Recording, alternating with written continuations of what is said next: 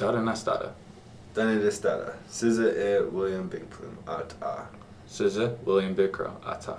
I'm the Facilitation and Communication Technician with the Legislative Procedures. My job is to assist with technical duties related to Tsuut'ina government initiatives and ratified legislation. And I am the Legislative Records Clerk for the Tsuut'ina Legislative Procedures. My job is to keep records of the legislative procedures documents for the LPTS department. And we're here to present the legislative process. Please enjoy.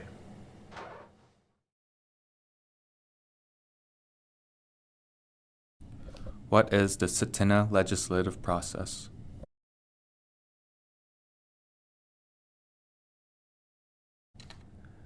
The legislative process is a set of rules or guidelines that need to be followed when we make, edit, or create our own laws and legislation.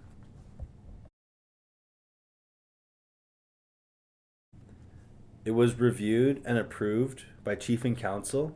It came into force April 30th, 2014, and amendments were approved by Chief and Council on September 23rd, 2015.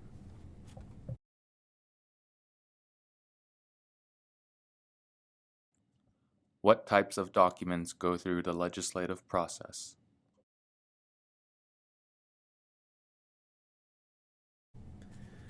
There are three different categories of documents that would go through our process. The first category are constitution and declarations. Like if Tsuut'ina ever had its own declaration, which would include all our laws and how we live. The second categories are laws, bylaws, acts, and codes. Like the electoral code, these are laws approved that we as a community must enforce and follow. The third category are policies, procedures, and guidelines, like the HR policy. These are supporting documents that keep our employees and our departments accountable. The people who request legislation are known as content providers. Content providers are the ones who fill in the information for the legislation being passed. These providers can be Chief and Council, 2 or more counselors, a First Nation citizen, or a First Nation department, program, or board of directors. What happens in the development and drafting phase?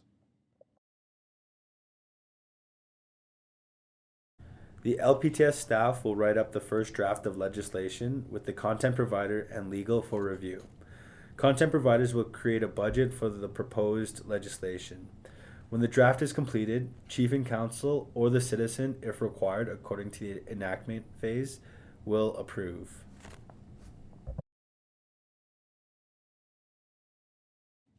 What happens in the enactment phase?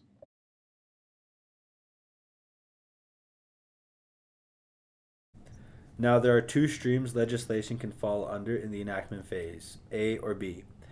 Anything to do with land or the people, or anything that will affect the people, go through stream A and require a citizen vote. Anything to do with the staff or workers at a manager level go through stream B and just require Chief and Council's vote. The first step in the enactment phase is the introductory reading, which introduces the legislation to Chief and Council, why it's needed, its aims and purposes, and the main method to meet its aims. And finally, a recommended stream. When the stream is decided, the chairperson shall set a date for the comprehensive reading. The enactment phase, stream A, involves several steps. Step 1 was the introductory reading. The second step is the comprehensive reading, where Chief and Council will take a look at the proposed legislation, discuss and debate it. Then the LPTS staff will make amendments for legal to review and make sure everything is in order. Once proper amendments are made and the stream has been decided, it will move on to its next step. The third step is the first citizen review. This is where the legislation is first introduced to the people for discussion and comments. These will be held in community meetings such as elder and youth meetings held by the LPTS staff. At the end of the first citizen review, amendments are presented to Chief and Council. The fourth step is the amendment reading. It is for Chief and Council to consider the amendments from the first citizen review. It is not a second detailed reading of the proposed legislation. It is to decide which amendment should be accepted, after which the LPTS staff will amend legislation for legal to review and approve before moving on to the next step. The fifth and sixth step are the second citizen review and the cultural review. The second citizen review is to show the amended legislation to the people. It's the same as the first review, except for all the amendments. After the citizens review it for the second time, it is sent to Tsuut'ina spiritual leaders for traditional protocol process, seeking guidance as well as blessings for the proposed legislation. The seventh step is the final reading. It is for Chief and Council to review legal and the second reading amendments and approve, if any.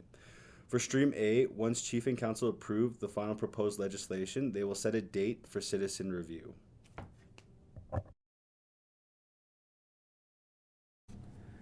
The enactment phase, Stream B, has only 4 steps.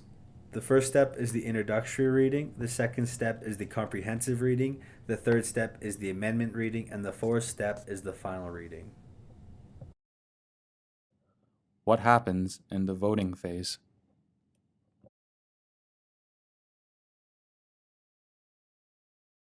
Voting phase comes next. Now, if it's Stream A, the citizens need to follow citizen voting regulations. If the vote is in favor, then Chief and Council will approve legislation and it will move on to the coming into force phase.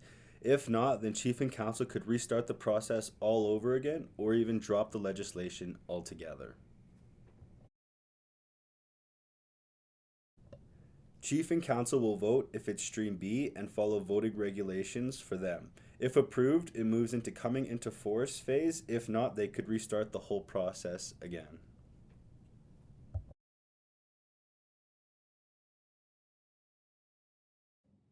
What happens in the coming into force phase?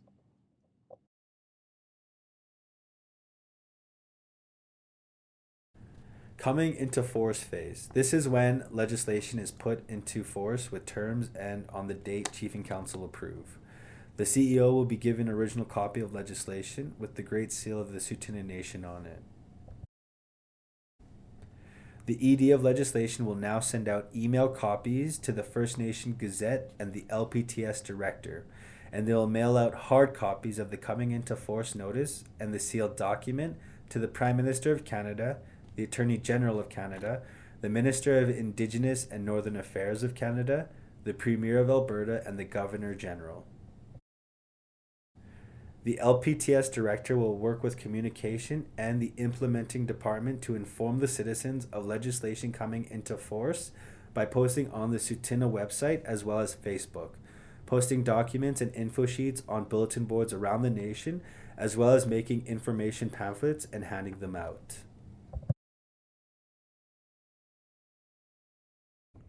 To administer and enforce legislation, Chief and Council will pick an ED portfolio and management department best suited to implement and administrate the legislation.